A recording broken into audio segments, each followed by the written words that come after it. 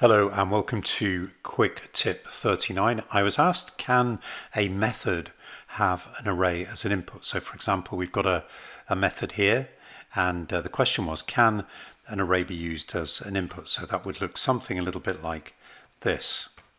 And the answer is no, we can't do that. But what we can do is we can process an array using the method. So what I've done here, I've declared a small array. And then in a once statement, I've populated that array with values. Then I've created a little method here, which has an input, a return value as a double. And then all that simply does, it goes through the array, prints out the values in that array, and then calculates the average of the array using this TradeStation function. And incidentally, this TradeStation function, as all the ones that work on arrays, ignores the zero element.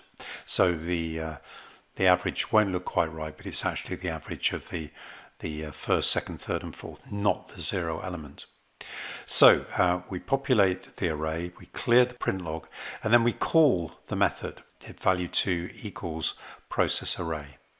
That calls the method, which will then print the values, and then we also print the average. And if we just go to a chart where I've already got this applied, you'll see that those values have been faithfully printed by the method, and the method has also returned the average calculated using the TradeStation average array function.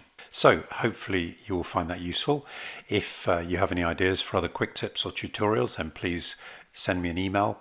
Also, if you are not part of the Markplex email list, then please go to markplex.com and join the email list. And if you're not a subscriber to the Markplex YouTube channel, then when you see the logo in the middle of this video in a few moments, please click that and then you will be subscribed to this channel. Anyway, hopefully you found this useful.